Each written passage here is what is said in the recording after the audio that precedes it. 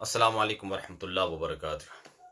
अल्हम्दुलिल्लाहि रब्बिल आलमीन वल आक़िबतु लिल मुत्तक़ीन वस्सलातु वस्सलामु अला अशरफिल अंबियाइ वल मुरसलीन अला मुहम्मद व अला आलिहि व अस्हाबिहि अजमाइन। अल्लाहुम्मा सल्लि अला सय्यिदिना व मौलाना मुहम्मद व अला आलिहि व सहबिहि व बारिक वसल्लिम व सल्लि अलैहि। Today we are Alhamdulillah book of Tahara we are starting, book of cleanliness, किताब तहारत। आज हम इंशाल्लाह शुरू करेंगे हमारे अकायद का बाब। The book of Aqaid has finished Alhamdulillah yesterday we completed it। तमाम हमने उसमें बड़ी तफसीलन बात की हर चीज़ के बारे में। अल्लाह सुब्हानहू व तआला से हमने शुरू किया और तमाम वलायत के बयान तक हमने किया। तो आज से हमारा लीगल रूलिंग्स फ़िक़्ह के बारे में, अहकाम में, शरीयत के बारे में आज हमारा प्रोग्राम होगा। ये आज से शुरू हो जाएगा। तो किताब तहारत, निजास्तों का बयान, इम्प्योरिटीज़ अबाउट इन किताब तहारत, बुक ऑफ क्लैनलीनेस। और उसमें जो उनसा मौजू होगा, इस टॉपिक का होगा निजास्तों का बयान, the impurities, the kind of impurities, the types of impurities. मैंने इसका जो उनसा पेज था मैंने बना के ना, ये मैंने अपलोड किया था फेसबुक के ऊपर। अब यहाँ से आपको नजर नहीं आएगा क्योंकि ये फ्रंट कैमरा में इस्तेमाल, I am using the front camera, so everything is probably you gonna look in opposite way, so is everything is on opposite way, you would not be able to see properly. आप सही तरह देख नहीं सकोगे। Type of impurities, या मैंने अपने Facebook पे मैंने अपलोड कर दिया था, ठीक है ना। ये निजासत इम्प्योरिटी, तो उसकी भी दो किस्में। ये आपको बड़ा आसानी हो जाएगा जो मैं आज पढ़ाऊंगा ना। मैं कोशिश है मैं आसान करके आपको बताऊं क्योंकि बड़ा मुश्किल हो जाएगा वरना है ना, ये बड़े मुश्किल थोड़ा ना बाब है और कुछ चीज़ें मुझसे निकालूंगा भी, ठीक है ना। अच्छा जी, निजासत की कितनी किस्में हैं? निजासत की दो कहते हैं किस्में हैं। The types of impurities, they are two types of impurities. निजासत की दो किस्में हैं। एक है निजासत हकीकिया और एक है निजासत हुक्मिया। निजासत हकीकिया, निजासत हुक्मिया। निजासत हकीकिया क्या है? बड़े आसानी से समझना है, जो निजासतें नजर आ जाए, बस ये निजासत हकीकियां हैं। Seen impurities, the impurities you could see easily with your eyes, you could see with your eyes, वो निजासतें जो कि आंखों के साथ नजर आए। निजासत हुक्मिया कौन सी हैं? निजासत हुक्मिया जो सी हैं वो है जो कि आंखों से नजर ना आए, बस। Haqiqiya the one you can see with your eyes, Hukmiya the one you can not see with your eyes. अब हम हुक्मिया को हुक्मिया क्यों कहते हैं? हकीकिया जो सी होती हैं वो बल्कि आगे जाके बताएंगे, फिर मैं आपको बताऊंगा कि उसके, बल्कि अभी मैं आपको थोड़ी सी तफसील बता देता हूँ। हकीकियां जैसे होगी ब्लड, खून, पेशाब, हाँ जी, आदर पखाना, पेशाब, कुछ भी है, अल्कोहल, ठीक है ना। ये तमाम चीज़ें ये प्योरिटी हकीकियाँ हैं क्योंकि ये नज़र आती हैं, आप देख सकते हैं। इन्हें मरइया भी कहते हैं, देखने में नज़र आने वाली। गैर मरइया कौन सी होती हैं? वो हुक्मिया कौन सी हैं? हुक्मिया क्योंकि वो नज़र नहीं आएंगी। मिसाल के तौर पर वुजू टूट गया बंदे का, वुजू टूट गया, अब कोई इम्प्योरिटी तो नहीं हुई ना, कुछ भी नहीं हुआ, मगर हुक्मिया क्यों कहते हैं? हजूर अकरम सल्लल्लाहु अलैहि वसल्लम ने हुक्म दिया है कि हवा चलाने से, when you relieve wind, when you pass wind, it breaks your wuzu. Now passing wind, there is no impurity there. मेरे कपड़ों पे तो कोई इम्प्योरिटी नहीं लगी, मेरे जिस्म पे कोई नजासत नहीं लगी, तो फिर कैसे मेरा वुजू टूट गया? मुझे तो नहीं पता, क्योंकि हजूर अकरम सल्लल्लाहु अलैहि वसल्लम का हुक्म है, शरीयत का हुक्म है। तो शरीयत का हुक्म के तौर पर जो चीजें होती हैं जो नजर ना आए, उन्हें कहते हैं निजासत हुक्मिया, ठीक है। निजासत हकीकिया, निजासत हुक्मिया, इनको बस जहन में रखें। जैसे मैंने बताया आपको कि ये मैंने देखें आपको ये बना के दे दिया है, निजासत हुक्मिया, हकीकिया, सीन, अनसीन, नजर आने वाली, ना नजर आने वाली। फिर आगे इनकी फिर दो किस्में हैं, फिर इसकी दो किस्में हैं, ये मैं आगे जाके बताऊंगा आपको, ठीक है। निजासत हुक्मिया की कितनी किस्में हैं? अब पहले बात करें निजासत हुक्मिया जो नजर नहीं आती, उसकी जी दो किस्में हैं। वो हैं, उसे कहते हैं, एक कहते हैं हद से असगर, एक है हद से अकबर। हद से असगर क्या है? बड़े आसान अल्फाज में समझाऊं, वुजू का टूट, जब बंदा वुजू में नहीं होता, होते हैं हद से असगर, यानी कि लाइट टाइप ऑफ इम्प्योरिटी, छोटी इम्प्योरिटी, कि बेवुजू होना, बेवुजू होना, ये छोटा क्या नाम है, इम्प्योर नजस होना है। और गुस्ल फर्ज हो जाना, बीवी के साथ हम बिस्तरी काली बंधन हैं, या sexual intercourse with his wife, Now where is the impurity there? My jism has no impurity. मगर हज़ूर अकरम सल्लल्लाहु अलैहि वसल्लम said, as soon the मियाँ बीवी they have or male or female when they have sexual intercourse, a kind of impurity उनके जिस्म के ऊपर आ जाती है, निजासत आ जाती है। अब उनको बाथ लेना पड़ेगा, गुस्ल करना पड़ेगा। तो ये भी हुक्मिया हो गई, ठीक है ना। तो गुस्ल का फर्ज हो जाना, ये बड़ी इंप्योरिटी है, बड़ी निजासत, निजासत अकबर।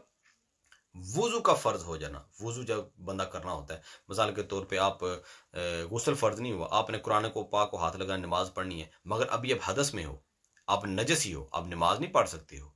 मैं भाई मेरे कपड़ों पे तो कोई गंद नहीं लगा हुआ, तो फिर मैं क्यों नजस हूँ? क्योंकि उसके लिए वुजू जरूरी है। वुजू करोगे आपको फिर क्या होगा, आपको तहारत असगर हासिल हो जाएगी। कौन सी? छोटी पाकीज़गी हासिल हो जाएगी, ठीक है ना जी। तो हुक्मिया की दो किस्में हैं आगे, बेवुजू होना और गुस्ल फर्ज होना। बस ये दो चीजें, बेवुजू और गुस्ल फर्ज होना, ये तहारत, ये हुक्मिया की किस्में हैं दो। हकीकिया की दो किस्में आगे, ठीक है ना। ये देखें, ये मैंने आपको बताया था, हुक्मिया ऑन सीन, हद से असगर, हद से अकबर, ठीक है जी। ये क्या लिखा हुआ जी, देखें, ब्रेकिंग ऑफ वुजू and need of bath. Breaking of, जैसे वुजू टूटता है वो हो जाता है वुजू, गुस्ल फर्ज होता है, हद से अकबर हो जाता है। अब यहाँ पे मैंने हकीकिया सीन, गलीजा और खफीफा, हैवी टाइप, लाइट टाइप। अब हम आपकी बात करते हैं कि नजास्त हकीकिया की कितनी किस्में। हकीकिया पहले हुक्मिया होगी, अब हकीकिया। गलीजा और खफीफा, ये दो किस्में हैं। जिसका हुक्म बहुत सख्त हो वो गलीजा है, जिसका हुक्म हल्का हो वो खफीफा है। बस सिंपल सी बात है। बट इनको मैं अगर इनकी डिटेल में गए ना तो यकीन माने अभी तक हो सकता है आपका तो चकरा गए हूं, मगर अगर मैंने गलीजा और खफीफा के चला गया ना उसमें, स्पेशली खफीफा में, तो आप और ज्यादा चकरा जाएंगे। तो मैं आगे जाके आपको बड़ा सिंपल सा रूल बता दूंगा, मैं सब कुछ, मगर सिंपल सा रूल दूंगा, आप उस पर अमल करें तो बड़े सुखी रहेंगे, ठीक है जी। अब गलीजा और खफीफा का क्या हुक्म है? गलीजा, अगर गलीजा के आप बता रहे हैं कि गलीजा क्या होती है, नजास्त गलीजा अगर कपड़े या बदन पर लग जाए तो उसका यह हुक्म है कि अगर तो, अब ये सिर्फ गलीजा की बात हो रही है, now they are talking about हकीकी, नजास्त हकीकिया और उसकी किस्म गलीजा। गलीजा का यह हुक्म है जी कि अगर, another rule they are giving, एक दिरहम, लोग अक्सर फोन करते हैं, कहते हैं जी कि मेरे कपड़ों पर पेशाब का कतरा लग गया है, क्या मेरे कपड़े गंदे हो गए हैं, इम्प्योर हो गए हैं, मैं नमाज नहीं पढ़ सकता हूँ, या दो कतरे लग गए हैं, या खून निकला बहा और कपड़ों के ऊपर लग गया, तो वो भी नजस है, इम्प्योर है, तो क्या मेरे, अब मैं कपड़े चेंज करूं तो नमाज पढ़ूं? या there was a wound and the pus came out, तो क्या अब मैं को थोड़ा सा कतरा लगा आगे पीछे, तो क्या अब मैं कपड़े चेंज करूंगा नमाज पढ़ूंगा? नमाज नहीं होगी। There is a rule. वो क्या रूल है कि अगर, जैसे मैंने कहा, खून, पेशाब के कतरे, शराब के कतरे और पस, ठीक है, ये चीजें निकलेंगी और आपके कपड़े पे लागेंगी, तो उनका उसूल रूल क्या है? If they are at the amount of 1 दिरहम, ठीक है, अगर एक दिरहम से ज्यादा लाग जाए तो उसका पाक करना फर्ज है। एक दिरहम कितना? Let's say 2 pound coin, 2 pound का कॉइन होता है ना। मगर इसकी जो तारीफ बताई हमारे उलमा ने फरमाया कि अपनी हथेली पर पानी डालें, pour some water on your hand and this palm here, and now stretch your hand, so whatever water is left in your palm here, that is the amount of 1 dirham. अगर इतना पेशाब या खून या अल्कोहल आपके कपड़ों पे लगी, इतना बड़ा पैच हो, इतना बड़ा ठीक ठाक, इतना बड़ा पैच ये लगा हुआ है, इतना बड़ा फुल भरा हुआ है, then your clothes become impure. Either it's that much or more than that. And if it's less than that, then what? कहते हैं कि अब आप अपने कपड़े अगर नमाज पढ़ लेंगे तो नमाज हो जाएगी। सुन्नत था कि आप चेंज कर लेते, मुस्तहब था, सवाब ज्यादा हो जाता, मगर अगर आपने कर लिए हैं फिर भी इस्तेमाल, नमाज बहरहाल आपकी हो गई है। अगर मगर आपके एक दिरहम जितने हैं तो चेंज करना वाजिब था, ज्यादा है तो फर्ज था। बहरहाल जितना भी था, अगर एक दिरहम की मिकदार लगी है ज्यादा तो आपको चेंज करना वो लाजिम है, लाजिम है। नमाज ही नहीं होगी, इयादा भी लाजिम हो जाएगा, मगर इसमें ना जाए आप। सिंपल है कि एक दिरहम या उससे ज्यादा है तो आपको चेंज करने लाजिम हो जाएंगे, ठीक है। अब आप उस उसूल पर आए कि कुछ शख्स के मेरे ये खून के 2-3 कतरे लग गए हैं, पस के 3-4 कतरे लग गए हैं, या पेशाब निकला या ड्रॉप्स निकले कपड़े पे लग गए 2-3 कपड़े, तो अब मुझे बताया क्या इतना बड़ा पैच बना, इतना ज्यादा पेशाब निकला जा रहा है, इतना ज्यादा पेशाब तो नहीं निकलता ना, तो बंदा पेशाब करे तो निकलता है ना, ठीक है ना। यूरिन ड्रॉप्स 3 और 4 5 6 10 drops, that's fine, that's okay, तो उससे कोई मसला नहीं होता। तो कहते हैं कि ये अपना बस असूल याद रखें कि दिरहम की मिकदार गलीजा में, दिरहम की मिकदार हकीकिया जो नजर आने वाली हैं, सीन जो इम्प्योरिटीज हैं उसमें, गलीजा जो उनसी होती है उसमें खून वगैरह हो गया, अगर इतना मिकदार में है तो फिर जाके कहीं वो कपड़े इम्प्योर होंगे, उससे लेस होगा तो फिर नहीं होंगे। अब वो कहते हैं एक दिरहम की मिकदार क्या मुराद है, कहते हैं ये नजासत गाड़ी हो, if is one is a liquid and one is not a liquid, opposite of liquid, नजासत पतली हो या वो ठोस हो गाढ़ी हो, तो अब क्या कहते हैं क्या होगा। अगर निजासत गाढ़ी हो, जैसे पाखाना हो गया, टूल नंबर 2, ये गोबर हो गया, ये तो दिरहम से मुराद इसका वजन होता है, you have to measure it with the weight, ठीक है ना, you have to measure with the weight कि दिरहम की मिकदार कितनी होती है, इतनी ज्यादा, तो उसका वेट करना है। और अगर निजासत पतली हो, लिक्विड हो, तो अब कैसे करना है, तो उसका एक आदमी का पेशाब मिसाल के तौर पर शराब हो गया, और now you have to see the length and the width, इतनी लेंथ और विड्थ होगी तो फिर जाके आपके कपड़े इम्प्योर होंगे। यहां तक मुझे लगता है आपका काफी ना थोड़ा घूम गया होगा थोड़ा दिमाग, तो बस सिंपल चीज इसको याद रखें। सिंपल मैं एंड पे बताऊंगा आपको कि क्या रूल है, ये भी मैं आपको सारी चीजें बता रहा हूं, ठीक है जी। आगे कहते हैं जी कि निजास्त खफीफा क्या है, निजास्त खफीफा का हुक्म बताएं। निजास्त खफीफा, गलीजा का मैंने बताया था कि एक दिरहम की मिकदार, खफीफा का क्या है, 1/4 ऑफ 1 बॉडी पार्ट, ये बॉडी पार्ट है, मिसाल यहां से लेके यहां तक मेरा बॉडी पार्ट है, तो जब तक ये निजास्त खफीफा यहां से यहां तक नहीं लग जाती ना, तो मेरा बॉडी पार्ट गंदा नहीं होगा। नाउ इफ आई गो इन निजास्त खफीफा, तो आप जितने अभी चकराए हैं ना उससे डबल ट्रिपल चकरा जाएंगे। और अब मैं आपको एक बड़ा सिंपल सा रूल देता हूं, बड़ा ही सिंपल, ये जितनी भी मैंने पीछे गुफ्तगू की है, इसका सिंपल रूल ये है, कोई भी निजासत आपके कपड़ों पे लग जाए, किसी किस्म की निजासत हो, अगर वो दिरहम से कम है तो आप ठीक हैं, दिरहम से ज्यादा है तो उसको धो दें, या दिरहम जितनी है धो दें। हालांकि निजास्त खफीफा मैं आपको बताऊंगा कि निजास्त खफीफा होती क्या है, फिर आप मुझे बताना कव्वे की बीट निजास्त खफीफा है। अब क्या कव्वा जब बीट करेगा तो क्या उस बीट के ऊपर लिखा होगा हजरत ये कव्वे की तरफ से आई है, अब आपको कव्वा करके भाग मालूम किधर गया, वो कबूतर की हुई तो फिर डिफरेंट असूल, अगर वो चील की हुई तो डिफरेंट असूल, अगर वो हराम जानवर की हुई तो डिफरेंट असूल, हलाल जानवर की हुई तो डिफरेंट असूल। इन तमाम चीजों में आप गए ना, ये हम तक रहने दें, आप सिंपल चीज रखें, किसी किस्म का कोई पेशाब, खून, शराब, कोई चीज आपके कपड़ों पे लग जाए, दिरहम से कम आप ठीक है, दिरहम की इतनी मिकदार पैच, यानी कि आपकी हथेली का पैच इतना हो, उसको धो दें। सिंपल रखें, इतनी ज्यादा गुफ्तगू में मत जाएं, पढ़ पढ़ के आप बिल्कुल ना वो खराब हो जाएगा आपका दिमाग। तो इसलिए अपनी इस जो है ना इस काविश को किसी और जगह लगाएं, जो मैं अभी आपके आगे आपको बताऊंगा। ये आपको समझ लग गई है ना, रूल मैंने सारे बता दिए हैं। हालांकि जो खफीफा है उसका हुक्म यह है कि 1/4 जब ना लगे तो आपका वो गंदा नहीं होता। गलीजा का 1 दिरहम है, मगर इसमें मत जाए, मैंने कहा गलीजा हो या खफीफा हो, चुप करके आप लगी है ना, क्यों लेजी बंदा बने, धो दें उसको। कम है कोई जरूरत नहीं, दिरहम जितनी है धो दें, या ज्यादा है तो उसको धो दें, बस कहानी खत्म।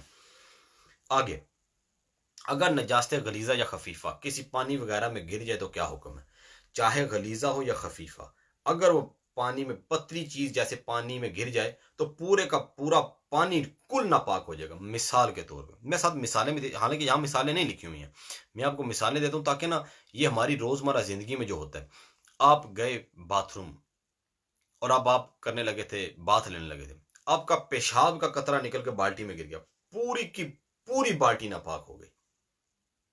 पेशाब का कतरा, या आपने शेव की और आप शेव करने के बाद बाथरूम में गए नहाने लगे तो शेव कट लग गया था आपको, तो वो खून का कतरा निकल के बाल्टी में गिर गया, पूरी की पूरी बाल्टी, it oh whole bucket becomes the whatever the water is inside the bucket it becomes impure, Even the one blood of water or one drop of blood or one drop of urine, it goes in that bucket, ठीक है, and whole bucket of water will become impure, तमाम की तमाम नजस हो जाएगी। वो हम बाद में बताएंगे उसको फिर पाक कैसे करना है, ठीक है। पाक कैसे करना है, पानी खोल दें, पानी जब बहना शुरू हो जाए ना बाल्टी के बाहर से, इधर से पानी चल रहा हो, इधर से पानी बह रहा हो, जब ये काम शुरू हो जाए ना, ये मामला बहने वाला, इधर से चलने वाला, इधर से बहने वाला, इसे कहते हैं जारी। तो जैसे ही बहना शुरू हो गया ना, थोड़ी देर बाद उसको बंद कर दे, पूरा पानी पाक हो गया, अनलेस वो प्योरिटी इम्प्योरिटी भी बाहर गिर गई हो, ठीक है ना जी। आगे निजास्त गलीजा की कौन कौन, अब बताने लगे निजास्त गलीजा कौन कौन सी चीज। अब देखिए मैंने कहा था ना बताऊंगा मैं सब, मगर वो उसूल याद रखना मेरा वाला जो मैंने बताया आपको। निजास्त गलीजा कौन सी चीजें हैं, इंसान के बदन से जो भी चीज निकले, ठीक है, गंदी चीज, वो निजास्त गलीजा है। अब इसमें भी कुछ चीजें यहाँ पे नहीं लिखी, मैं वो भी बताऊंगा आपको, जो लोग अक्सर क्वेश्चन करते हैं कि ऐसी कोई चीज निकले जिससे गुस्ल या वुजू वाजिब हो जाए, गुस्ल या वुजू वाजिब कर दे, जिस्म से ऐसी कोई चीज निकली जो गुस्ल या वुजू वाजिब कर दे, वो उसे क्या कहते हैं, उसे कहते हैं निजास्त गलीजा। जैसे पाखाना, ठूल, पेशाब, यूरिन, बहता बहता खून, वेरी इंपॉर्टेंट, बहता खून, the blood which has the strength of to flow.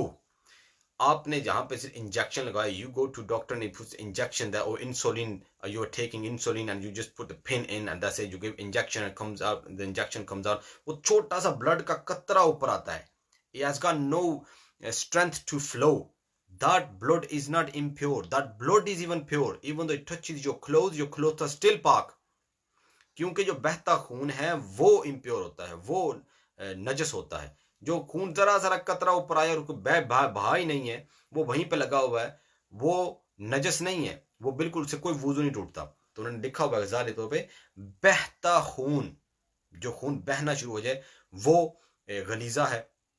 पीप, फस कम जाओ, पीप निकल आए, पस कम निकल आए, मुंह भर के फुल माउथ वॉमिट, वो अगर निकल आए वो भी इम्प्योर है, फुल माउथ वॉमिट। उसके बाद हैजो निफास, यू नो मेंस्ट्रुएशन जो औरतों के होते हैं, either one is menstruation, menstrual cycle which comes monthly, जिसको हैज पीरियड्स भी कहते हैं, औरतों का मंथली जो ब्लीडिंग होती है, या बच्चा पैदा होने के बाद after the birth of the baby the blood comes out, that's called nifas. ये दोनों इम्प्योर हैं। और वा इस्तेहाजा, औरतों का वैसे ही खून आना शुरू हो जाता है विदाउट हैज और निफास, वो भी इम्प्योर है खून। उसके बाद मनी, मजी और बदी, इसके मैं इतनी ज्यादा डिटेल में नहीं जाता हूं। What ever the thick water comes out from your private parts, male private parts, the thick water comes out, or the female as well, thick water comes out, that is impure as well, ठीक है जी। उन्हें कहते हैं money, it's a different condition, it comes out when is basically when you have wet dream or when you have sexual intercourse with your wife। और मजी होती है, जो मनी होती है वो जो उनसे हम बिस्तरी करने के बाद एहतलाम में होती है। मजी होती है वो जो कि बीमारी के लिए आती है, बीमारी के लिए ये नहीं होती। मजी होती है जब किसी की तरफ देखा, दिल दलचाया और थोड़ा सा कतरा निकल आया, वो मजी होती है। वदी जो उनसी होती है वो होती है जो बीमारी से कतरे निकल आते हैं, वो वदी। एक ही कैटेगरी में रखें, कोई भी चीज आपके प्राइवेट पार्ट से निकल आए वो आपके ये तमाम निजास्त गरीजा हैं। ये देख लिया मैंने, सारी आपकी डिटेल बता दी है। एक चीज जो आपके लिए बड़ी अनोखी और नई होगी, दुखती आंख से पानी निकलना। ये अब याद रखें, एक तो ना प्याज बंदा काट रहा होता है तो आंख से पानी निकलता है, बंदा रो रहा होता है आंख से पानी निकल आता है, आंख में एकदम सुई चुभती है या कोई आंख में उंगली पानी निकल आता है, वो नहीं है। दुखती आंख से, if there is a pain in your eyes and with the pain the water comes out, with the pain is the condition, दर्द कंडीशन है कि आंख दर्द कर रही है और दर्द करके जो पानी निकलता है वो एक्चुअली पानी आंख का नहीं तो कहीं से नब्ज फटी होती है, वो पानी निकल रहा होता है। That is just like drop of your urine, वो ऐसे जैसे पेशाब के कतरे हैं। ये याद रखें, वो पेशाब के कतरों की तरह ही इम्प्योर नजस है, जैसे खून इम्प्योर नजस है।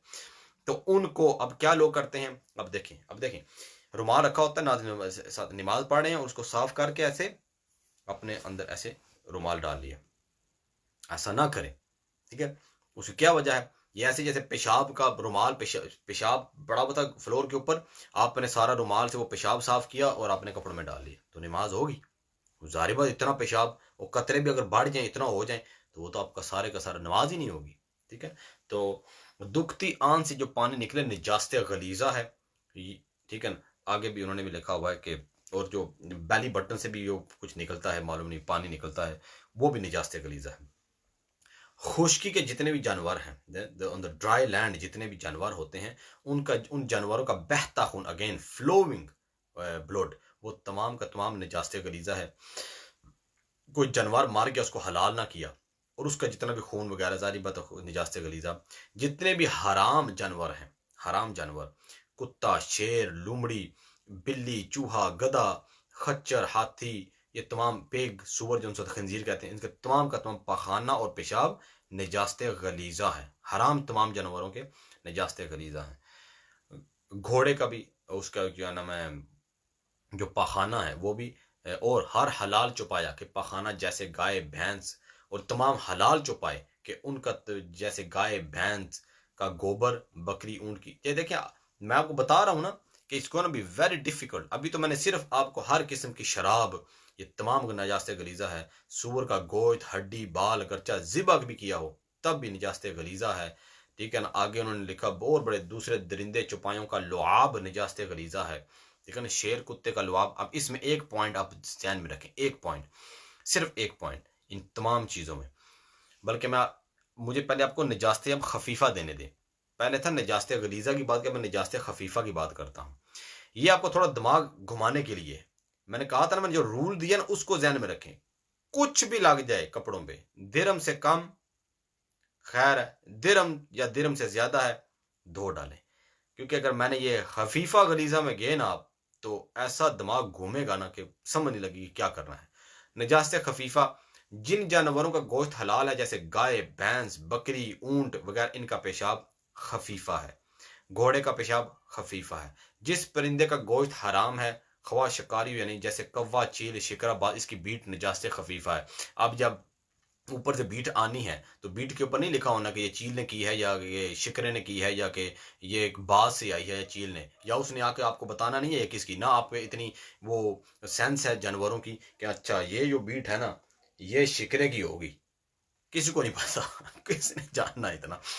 तो ये तमाम चीज़ें लिखे निजास्त खफीफा गलीजा। ये देखें कितनी डिटेल है, सही घूमता है इसमें दिमाग। Keep it simple, whatever najasat, impurities on your clothes, अगर तो वो एक दिरम से कम, आपकी नमाज ठीक है, पढ़ लें। दिरम के जितनी है तो वाजिब उसको धोना, ज्यादा है तो फर्ज, यानी कि जब भी दिरम के बब तक पहुंच जाए या ज्यादा हो जाए उसको धो डालें। बिल्कुल लेजी ना बने, बड़े मसाइल से बच जाएंगे। ठीक है ना, आसान हो जाएंगे, बड़ा आसानी हो जाएगी। अब आए जो मैंने आपको बात बताने वाला था, वो क्या थी कि जी दरिंदों का लुआब, जैसे मैंने अभी चिल्ड्रन क्लास की है ना, उसके अंदर मैंने क्या बताया था कि do not spit in your impurity in your toilet. Toilet में स्पिट ना करें, क्यों? क्योंकि वो निजासत पड़ी हुई टॉयलेट में, और मुसलमान का जो थूक होता है वो पाक होता है। वजह क्या है? क्योंकि जो लुआब बनता है ना, लुआब जो मुंह में सलाइवा बनता है, वो गोश्त से बनता है। तो मुसलमान क्या है? प्योर हैं, तो उनका गोश्त भी प्योर और उनका सलाइवा भी प्योर होता है। ठीक है ना, ये नहीं कि आप मुसलमान को जगह हलाल करके जी के गोश्त ही हलाल हो गया, नहीं नहीं, उस सेंस में हलाल नहीं है, यानी कि प्योर है। हम हराम तो नहीं है ना, हलाल है, तो हमारा सलाइवा भी हलाल है, प्योर है। मगर वो कह रहे हैं कि वो जानवर के, शेर हो गया, कुत्ता, चीता, ये तमाम जो दरिंदे हैं जो चीर फाड़ करने हैं, इनका सलाइवा भी निजास्त गलीजा है। इस वजह से हम कुत्तों से दूर रहते हैं। अब यहाँ पे बड़ा मसला है मुसलमानों का। अब हमें पता नहीं ये कहां से हमारे जहन में आ गया कि कुत्ते को टच भी कर दिया तो वुजू टूट जाता है। ये कितने लोग कुत्ते को टच कर दिया तो पूरे कपड़े नापाक हो जाते, किसने कहा है? इसके पीछे एक छोटी सी कंडीशन मैं आपको बताता हूं। देखिए, इसमें थोड़ी कंडीशन मैं बताऊंगा, आहिस्ता आहिस्ता हम जाएंगे, and I will make it simple for you. अगर मैं इसे पढ़ता गया ना ऐसे, तो कुछ भी पल्ले नहीं पड़ेगा, तो मुझे इसको आसान करने दे ताकि आपको समझ लग जाए। कुत्ते और चीते, कोई चीते के पास नहीं जाता, कोई शेर के पास नहीं जाएगा, क्योंकि वहां पे भी सलाइवा नहीं आएगा, वहां पे आप ही नहीं रहेंगे फिर। ठीक है ना, तो उसको तो साइड पे कर दें। कुत्ते का तो सलाइवा जो सा होता है वो निजास्त गलीजा, ऐसे जैसे पेशाब है, ऐसे है, just like urine, just like pakhana, just like blood, it is impure. ठीक है, अब हम कुत्ते के पास जाएं, अगर तो कुत्ते ने आपको चाट लिया और वो एक दिरम जितना पहुंच गया तो क्या होगा? Your clothes are impure. And if the dog does not lick you और वो आपके साथ से टच हुआ है, why is it gonna make your clothes impure? ये आपके कपड़े क्यों पाक नापाक करेगा? हाँ, उलमा ने एक कंडीशन ये लिखी है, अगर कुत्ता गीला हो, क्योंकि कुत्तों की आदत होती है अपने को चाटते रहते हैं, तो तमाम सलाइवा उनके जिस्म पे लगा होता है। तो अगर तो वो गीले हो, if they are wet, then wetness will your clothes, if you are touching the dog, your hands will observe their wetness, or your clothes will observe their wetness. This is how the wetness will come to your clothes. As long as कुत्ता गीला ना हो और वो आपको चाटे ना, खुश कुत्ता तो आपको हाथ भी फेर सकते हैं। मैंने कभी कितनी बार जा रहा होता हूँ, कभी गली में हो या शॉप पे खड़ा हूँ, क्योंकि हमारे लोगों के सामने बैठे मुसलमान कुत्तों से नफरत करते हैं। नहीं, इम्प्योर चीज सिर्फ एक ही है, दैट इज पिग। जो खंजीर है वो टोटल इम्प्योर है, मगर जो उनका कुत्ता है वो इम्प्योर नहीं है, यानी कि इस सेंस में उसका सलाइवा इम्प्योर है, आप उसके ऊपर हाथ भी फेर सकते हैं, ठीक है। तो अनलेस कि वो गीला ना हो, आपके कपड़ों से टच भी हो जाए तो कोई आपके कपड़े गंदे नहीं करता जब तक कि वो गीला ना हो, ठीक है ना, जस्ट फॉर इन केस, और आपको लिक ना करे, ये ध्यान कर लें, ठीक है जी। यहां तक ये बड़ा मुश्किल था मेरे लिए ये मरहला, मैं समझ रहा था, पता नहीं मैं किस तरह आपको बताऊं ये तमाम चीजें, तो होपफुली आपको समझ लग रही होंगी। One simple rule, 1 dirham, clean it, wash it, simple. और आप ये जितनी भी मैंने आपको डिटेल बताई इससे बच के रह जाएंगे, ठीक है जी। अब आगे आए, एक बड़ा प्यारा पॉइंट है इसमें। कुछ लोग समझते हैं दूध पीते, अब ये दूध पीते बच्चे के पेशाब का क्या हुक्म है? जो दूध पीता बच्चा हो, ठीक है ना, breast feeding him, breast feeding him, the baby is infant baby and he is on breast feeding, उसके पेशाब का, अब ये पता नहीं कहां से ये मशहूर हो गया, उसका पेशाब पाक होता है। पेशाब पेशाब ही है, his urine is as impure as any adult urine, ठीक है। उसका भी पेशाब उतना ही नापाक है जितना बड़ों का नापाक होता है। ये महज एक गलत जो बात मशहूर होगी ना बच्चों लोगों में, कि ये जो दूध पीता बच्चा हो on breast feeding, his urine is pure, is not impure. No, every urine is impure, ठीक है जी। अब आगे चलते हैं, नजास्ते गलीजा और खफीफा दोनों मिल जाएं, क्या हुक्म है? उनको गलीजा ही जानना है। वो मैंने आपको सिंपल रूल दे दिया है, कुछ भी निजासत लग जाए गंदी, चुप करके उसको धो दें।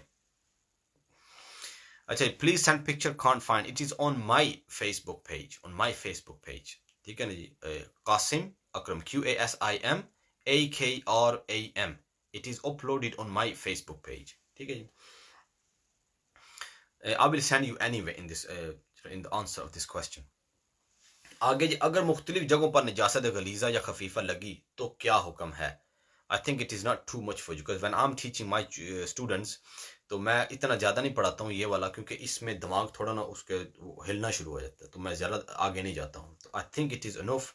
या एक मैं और सवाल ले लेता हूँ कि ठीक है, ये बड़ा इंपॉर्टेंट है कि अगर if there is impurity on a different places, little bit here, a bit here, a bit here, a bit here, a bit here, a bit here.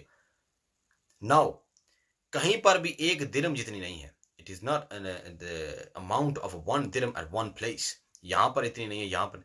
Now what do you have to do? Now you have to gather all of that. Think, do तहर्री। अब सोचें बैठकर कि अगर ये तमाम निजास्तें एक जगह पे होती तो क्या एक दिरम बन जाती? अगर बन जाती तो धोना लाजिम, अगर बन जाती तो धोना लाजिम था। If they are, when you think के if they all of these impurities, little drops, if they were at one place, and if they would they be at the same amount of 1 dirham? If they would, then you have to wash your clothes. ये नहीं है कि एक जगह पे थोड़ी थोड़ी थोड़ी लगी हुई है तो आपको उसको कहेंगे 1 दिरम तो हो ही नहीं।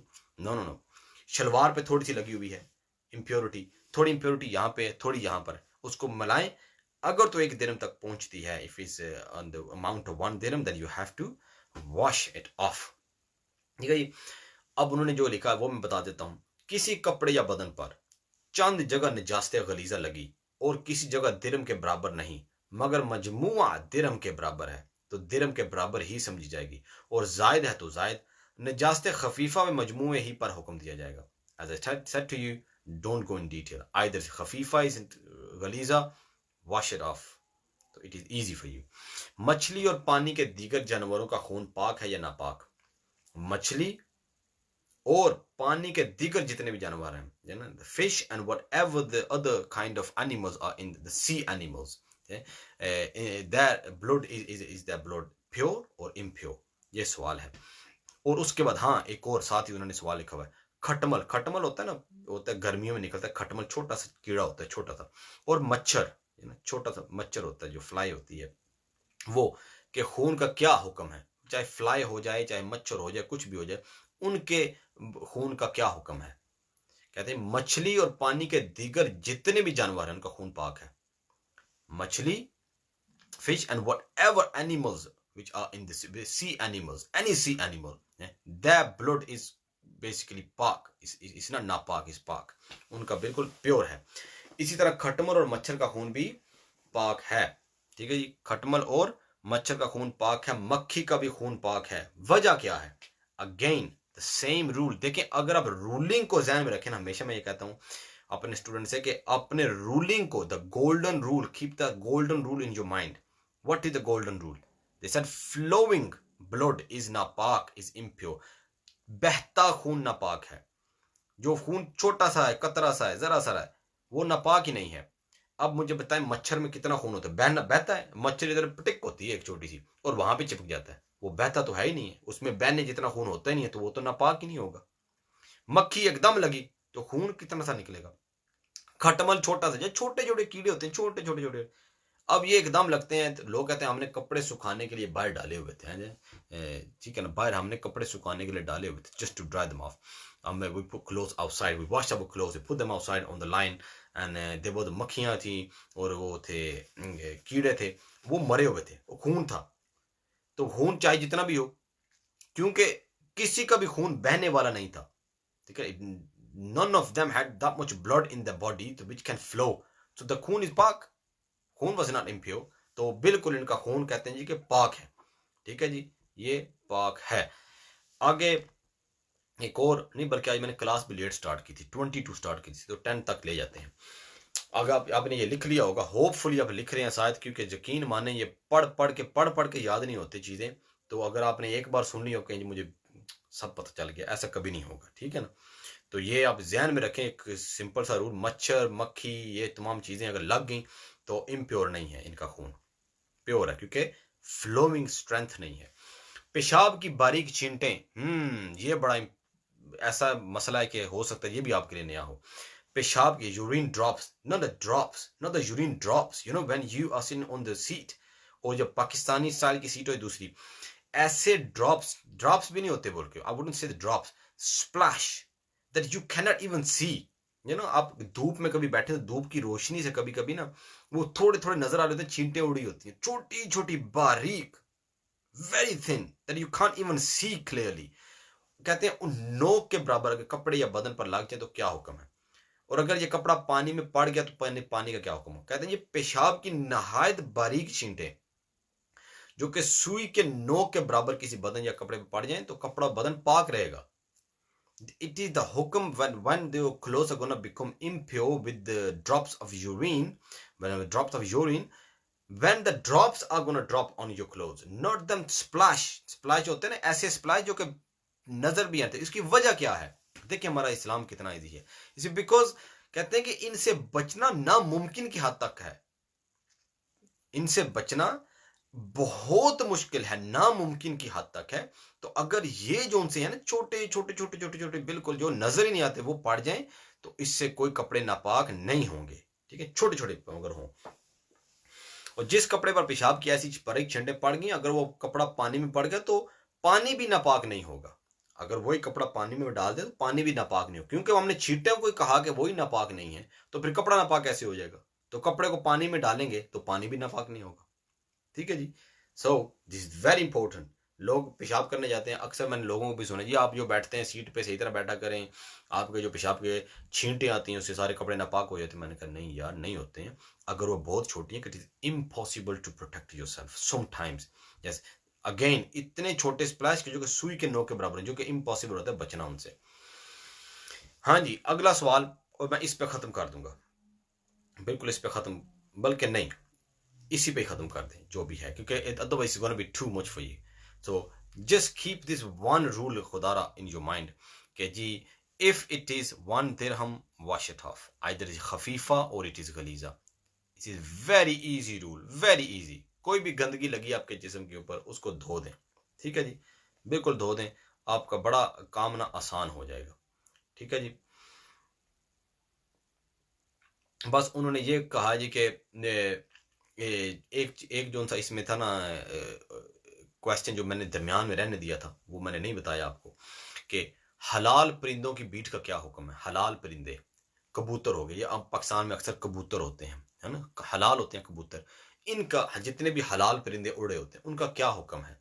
उन्होंने कहा जी कि हलाल परिंदों की बीट जो सी होती है ना, दैट पखाना, जो that tool, that number 2 whenever they do, ठीक है, दैट इज पाक, क्लीन। सो अगर तो आपको यकीन है कि कबूतर की बीट आई है, अगर तो आपको यकीन है कि किसी हलाल पाक परिंदे ने बीट की है, और आपको पक्का पता है, जाहिर बात आप कहीं पे खड़े हुए वहां पे है ही कबूतर ही कबूतर, टाउन में चले गए, कबूतर की बीट आ गई, आप अपने नमाज पढ़नी है, क्या करेंगे। वो कह रहे हैं वो बीट पाक है। पाक मतलब ये नहीं है कि वो ऐसे वैसे पाक है, कपड़ों पे लगी है ना तो कपड़ा गंदा नहीं होगा, ठीक है ना। सो लिखा हुआ ये हलाल परिंदों की बीट का क्या हुक्म है। जो परिंदे हलाल ऊंचे उड़ते हैं, ऊंचे उड़ते हैं, जैसे कबूतर, मुर्गाबी वगैरह, इनकी बीट पाक है, ठीक है जी। ये मैंने आखिरी क्वेश्चन जो दरमियान में रह गया था उसको मैंने ले लिया है। अब कल से हम इंशाल्लाह शुरू करेंगे कि जेब में पेशाब या खून की चीजें, you know, people they go for blood test or urine test and they go and they say oh chalo let's read namaz and the blood is in that, the blood bottle is in their clothes, the bottle with the urine is that you're going to give test, that is in your clothes। कि आप कभी बंदे जाते हैं blood test देने के लिए, पेशाब का टेस्ट देने के लिए, बॉटल में होता है और कपड़ों में रखे होता है, जेब में रखा होता है, और वो जा रहे होते हैं, कहते हैं चले नमाज पढ़ ले रास्ते में मस्जिद। अब उस नमाज का क्या हुक्म होगा, ठीक है, ये इंशाल्लाह हम कल इंशाल्लाह हम बात करेंगे इससे। तो अल्लाहुम्मा सल्लि अला सय्यिदिना मौलाना मुहम्मद व अला आलिहि वसहबिहि बारिक वसल्लम सल्ली अलैहि। अल्लाहुम्मा रब्बना आतिना फिद दुनिया हसनतन व फिल आखिरति हसनतन व क़िना अज़ाबन नार। अल्लाहुम्मा इन्ना अला ज़िक्रिका व शुक्रिका व हुस्नि इबादतिक। अल्लाहुम्मा रब्बिकना अज़ाबक यौम तबअसु इबादक। अल्लाहुम्मा इन्ना नअऊज़ु बिका मिनल अज़ाबिल क़ब्रि व मिन अज़ाबिन नारि व मिन फ़ितनतिल महयाइ वल ममात व मिन फ़ितनतिल मसीहिद दज्जाल। अल्लाहुम्मा इन्ना नस्अलुका इल्मन नाफ़िअन व रिज़्क़न तय्यबन व अमलन मुतक़ब्बलन। रब्बिरहम्हुमा कमा रब्बयानी सगीरा, रब्बिरहम्हुमा कमा रब्बयानी सगीरा, रब्बि जअलनी मुक़ीमस सलाति व मिन ज़ुर्रिय्यति रब्बना व तक़ब्बल दुआ, रब्बना इग़फ़िर ली व लिवालिदैया व लिलमुमिनीना यौमा यक़ूमुल हिसाब। मेरे मौला जितने बीमार हैं उनको शिफा नसीब फरमा। मेरे मौला जितने बीमार हैं उनको शिफा नसीब फरमा। मेरे मौला जितने बीमार हैं उनको शिफा नसीब फरमा। उनकी हर तकलीफ़ को दूर फरमा, उनकी हर तकलीफ़ को दूर फरमा। जो उनके लिए बेहतर है वो कर दे मेरे मौला, जिससे उनको सुकून आए। और जिस बीमारी में वो हैं मेरे मौला, उस बीमारी का उनको अजर अता फरमा, इस दुनिया में भी अजर अता फरमा, उनको आखिरत में बहुत बड़ा अजर अता फरमा। जैसे कि रसूलुल्लाह सल्लल्लाहु अलैहि वसल्लम ने फरमाया कि क़यामत के रोज़ एक बंदा आएगा और अल्लाह ने दुनिया में उसको बड़ी मुश्किलात दी होंगी, मौत से पहले बहुत बड़ी कोई बीमारी दे दी होगी। तो जब मरने के बाद अल्लाह के पास जाएगा तो वो एक बहुत बड़ा एक बंडल देखेगा जिसमें नेकियां होंगी, जिसमें बड़ा सवाब होगा। तो वो कहेगा या अल्लाह ये मैंने तो इतनी नेकियां नहीं की। तो अल्लाह फरमाएगा मुझे मालूम है तुमने इतनी नेकियां नहीं कही, तुम्हारे अंदर इतनी ताकत ही नहीं थी नेकियां करने की, मगर मैंने तुम्हारे लिए जन्नत में एक बहुत ऊंचा मुकाम रखा था और तेरे पास टाइम था ही नहीं, तू मरने वाला था, तो मैंने तुम्हें एंड पे इतनी मुश्किल दे दी बीमारी, बड़ी सख्त तकलीफ वाली बीमारी दे दी मैंने तुम्हें कि, और साथ मैंने तुम्हें फिर सब्र भी दे दिया, तुम सब्र करके उसमें फौत हो गए, और उसका अजर मैं तुम्हें अभी ये दे रहा हूँ, अभी इसको ले और सीधा जन्नत के उस मुकाम पे पहुंच जा। तो उलमा दिन फरमाते हैं कि उस वक़्त वो शख्स हसरत करेगा काश मैं उस बीमारी में सारी ज़िंदगी रहता और मैं जन्नत में और ऊंचा मुकाम पा सकता। या अल्लाह जितने भी बीमार हैं उनको शिफा नसीब फरमा। मेरे मौला जो बेहतर है वो करते उनके लिए। अल्लाहुम्मा सुब्हान रब्बिका रब्बिल इज़्ज़ति अम्मा यसिफून व सलामुन अलल मुरसलीन वल्हम्दुलिल्लाहि रब्बिल आलमीन बिरहमतिका या अरहमर राहिमीन। अस्सलामु अलैकुम व रहमतुल्लाहि व बरकातुहू।